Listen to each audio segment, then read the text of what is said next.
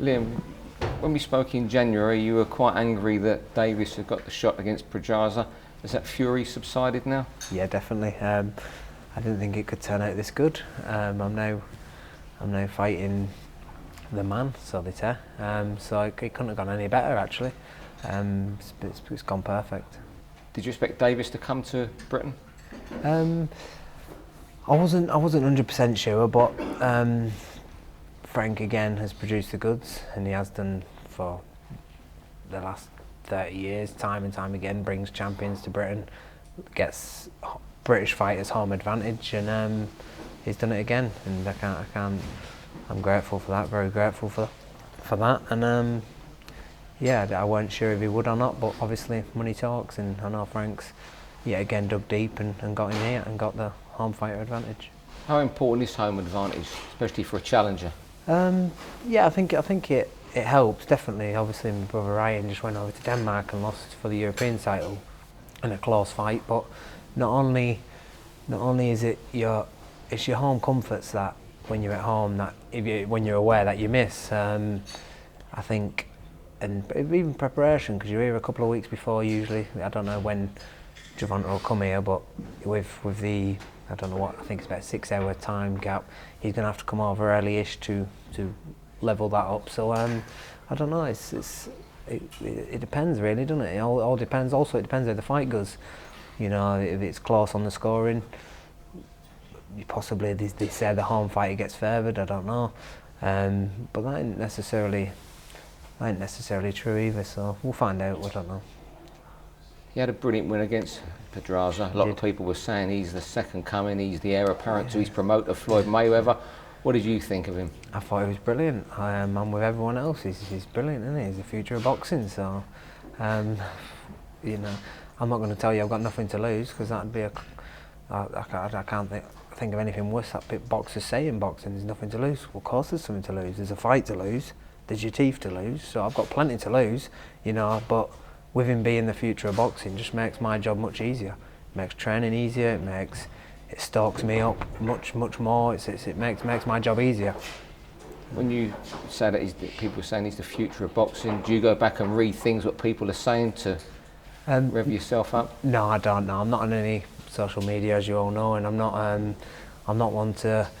Obviously, I do like to have a little look. I look at my opponents and things like that, and get little reads off their attitude, body language, things like that. But I'm not going to go and start going on things like forums and all that and reading all about him and how good he is, because I've seen what I need to see. I've watched many of his fights already, watched a lot of his early fights, watched a lot of his amateur fights, so I know what he's about.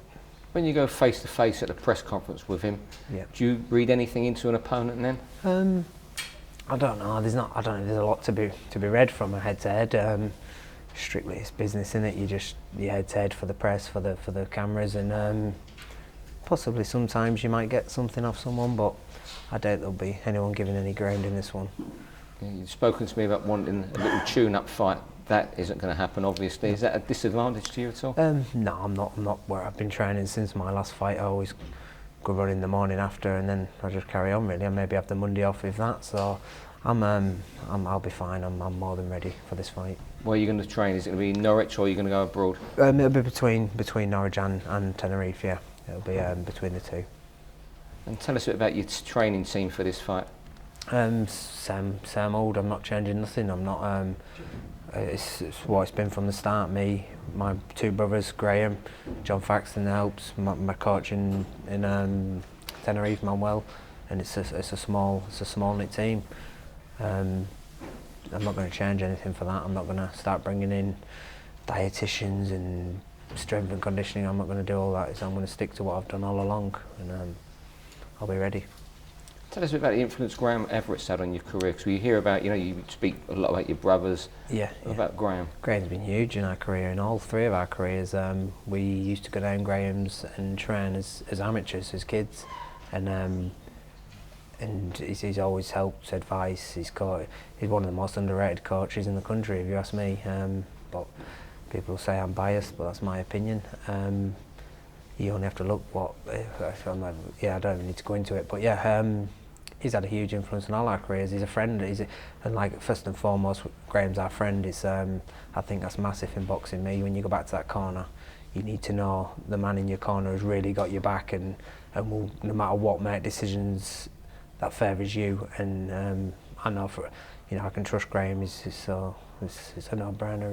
He's going to be, he'll be my coach for all my career. You've remained unbeaten under Graham. You know, things haven't always gone your way though outside the ring, with the Ricky Burns fight falling through. Yeah. Do you now feel as if the weight's been worth it?